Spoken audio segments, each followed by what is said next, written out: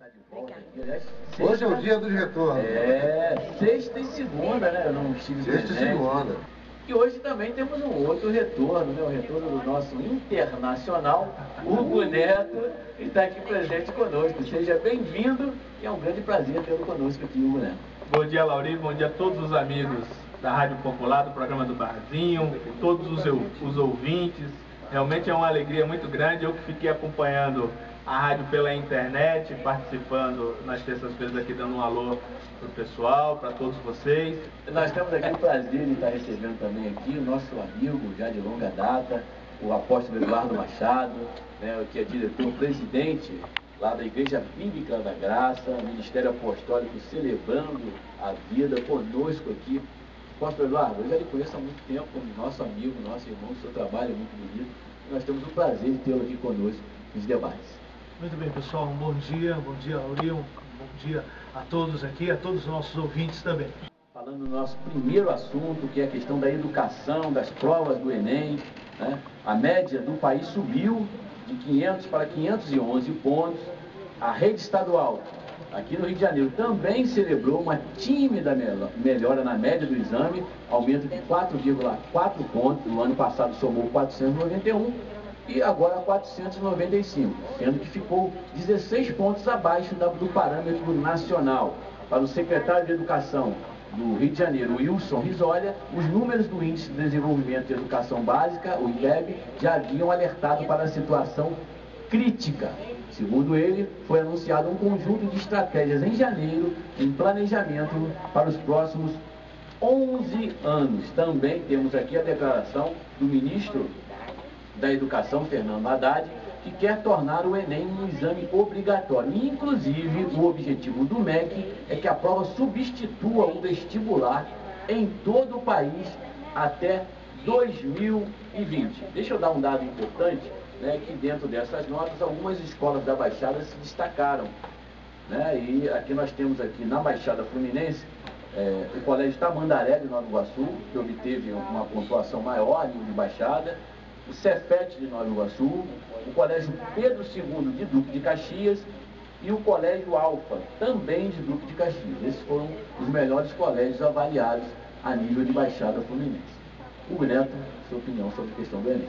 Pois é, o Enem, ele tem demonstrado aí que alguns investimentos feitos a longo prazo na educação têm sofrido algum efeito, né? Então, como o próprio secretário de Estado fala que está se fazendo um planejamento para os próximos 11 anos, a gente tem que parar e pensar que qualquer resultado na área da educação realmente, de fato, leva tempo.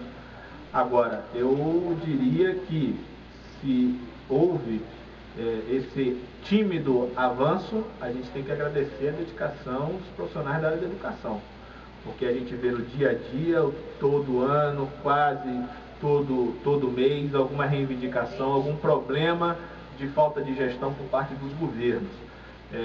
O fato de querer o ministro Haddad transformar o Enem num exame obrigatório tem um lado positivo, né, para poder substituir o vestibular. Porém, a gente tem que ressaltar que no passado houve a criação do vestibular para poder criar também as oportunidades de verificação da qualidade, né, para saber se aquelas pessoas estavam preparadas para ingressar nas universidades. O importante é saber o seguinte, e aí vale um comentário e uma observação, é que se de fato no processo educacional nós estamos dando aos nossos jovens efetivo conhecimento, efetiva capacidade de entendimento, ou seja, compreensão daquilo que ele lê, daquilo que ele quer dizer e raciocínio lógico para exercer qualquer atividade profissional, porque hoje a grande diferença que nós verificamos é que a maioria dos jovens que saem das escolas, que saem do ensino fundamental, tem dificuldade ainda para ler e para fazer cálculos muito simples. Então, o Brasil ainda está muito aquém, né? Aliás, o Brasil ficou aquém, porque o Brasil já teve um dos melhores índices educacionais do mundo, né? E também salientar que muitas dessas escolas que tiveram uma boa pontuação, Lauri, verifique que 2 delas são escolas particulares, né, no caso da Baixada Fluminense, e as outras duas são aquelas escolas que são conhecidas como escolas de aplicação, que são dentro dos próprios conceitos de educação estipulados pelas universidades. Apesar do Colégio Pedro II aparecer de uma forma destacada, por ser o único colégio de nível fundamental e médio federal, ele leva consigo todos os conhecimentos e experimentos educacionais da universidade, o que acontece também, de certa forma, com os Cefetes, que são colégios também de aplicação, apesar de terem características de técnicos, de ensinos técnicos das universidades estaduais. Então é uma coisa que a gente tem que observar e olhar também para saber como é que estão as nossas escolas municipais, porque é elas que dão os primeiros ensinamentos básicos de alfabetização, leitura, compreensão de texto e exercício de cálculos simples. Opinião do apóstolo Eduardo. Aproveitando o gancho aqui do Hugo, o Hugo falou sobre os vestibulares no passado. O vestibular no passado, né, elevava o nível daquele que entrava na faculdade. O Enem procura colocar todos no mesmo nível, a fim de todos terem a oportunidade de entrar. Só que o grande problema do vestibular, ou da prova do Enem, para entrar na faculdade, é a gente começar a ter um crescimento igual o rabo de cavalo, crescer para baixo, onde o nível não vai ser elevado, o nível vai ser baixado. E como o Hugo mesmo colocou, o grande problema está no ensino fundamental. O indivíduo vai chegar lá na frente e não vai conseguir elevar seu nível porque a base dele não é sólida.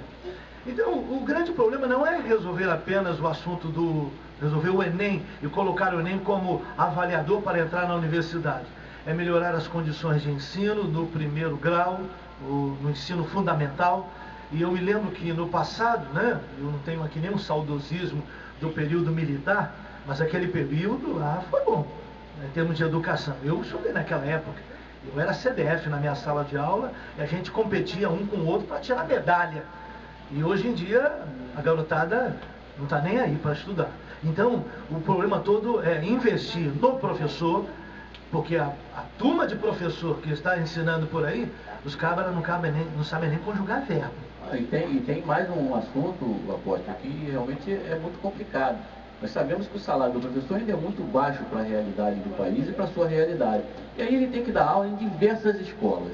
No dia todo, o cabra começa a trabalhar, vou dar onde você, o cabra começa a trabalhar às 7 horas da manhã, trabalha até meia-noite. Quando ele chega no final do dia, qual a condição dele ministrar uma aula de qualidade do aluno? Seja sincero. Ele não tem tempo de ler. É difícil, ele não tem tempo de se especializar, exatamente, o boneco. Ele não tem. Deixa eu falar uma curiosidade aqui, né? Nós temos aqui na matéria do jornal, aqui do Jornal Dia, tem uma escola que se destacou, né, ficou entre as 10 primeiras do Rio de Janeiro, lá ainda no Governador, a Escola Modelar Cambaúba. E tem um fator aqui interessante, ela não tem fins lucrativos. E para vocês terem uma ideia, ela foi criada há 52 anos, tá? E dentro desse parâmetro, ela é administrada pelos próprios pais. Qualquer tipo de construção, ela tem que passar pela associação dos pais. São 598 pais, cujo presidente é eleito a cada 2 anos. Então os pais, eles participam diretamente. Se o resultado não aparece, eles cobram. E essa escola acabou se destacando, ficando entre as 10 primeiras do Rio de Janeiro. Era uma escola criada pelos pais. Olha que coisa interessante. O que a gente tem nessa estrutura semelhante, e que a gente teria que observar... Só para levar essa escola na Ilha do Governador, Escola Modelar Cambaúba. Esse modelo, e aí representado por essa associação de pais, é o que nós temos hoje já na estrutura dita democrática do ensino nosso, as associações que podem existir em torno das escolas municipais, mas também o que a gente tem que observar é a questão do Conselho Municipal de Educação. O grande problema todo é que a participação dos pais hoje, no modelo de escola que nós temos hoje em dia, é mínima. Os pais não se interessam tanto pela escola como nós já tivemos no passado. Esse modelo que nós temos na Ilha do Governador demonstra que a participação dos pais e o investimento deles na formação educacional de seus filhos melhora a qualidade da escola e melhora, com certeza, o futuro deles mesmos. Exatamente. O problema todo é que os pais não participam hoje por causa da formação que tiveram no passado. Então nós precisamos envidar esforços hoje de criar uma geração de pais interessados na educação dos seus filhos, desde a escola e até dentro de casa. Porque o segundo problema que nós enfrentamos é que os pais relegam a educação de seus filhos à escola, e a escola que se vire.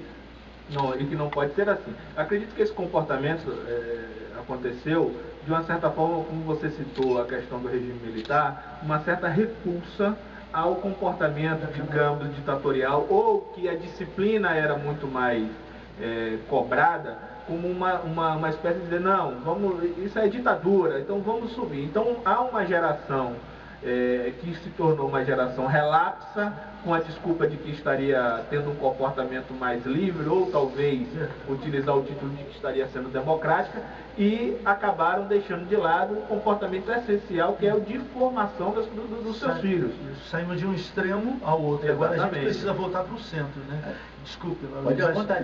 A questão toda, por exemplo, o destaque da escola aqui do Dom Pedro e do Cefete, me perdoe, né? Para mim esse é o óbvio ululante, né? Se essas escolas não tivessem se destacado, seria o fim da picada. Porque são escolas de parâmetro, exatamente.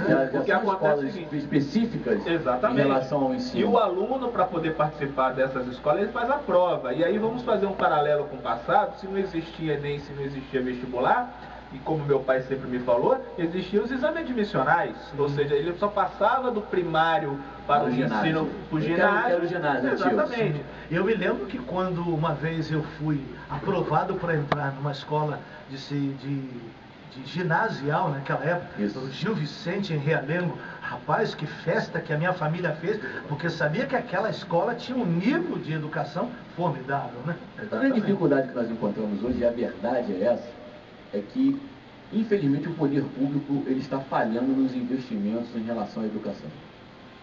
E isso é uma coisa que está acontecendo não só em Duque de Caxias, mas nós estamos vendo em vários municípios do Rio de Janeiro e vários municípios do Brasil.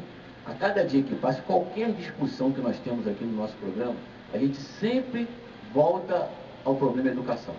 Porque a educação é fundamental, mas fundamental mesmo na formação do jovem, na especialização do trabalhador, no teu dia a dia, na tua vida, na tua família. A educação é primordial e os investimentos não têm sido feitos.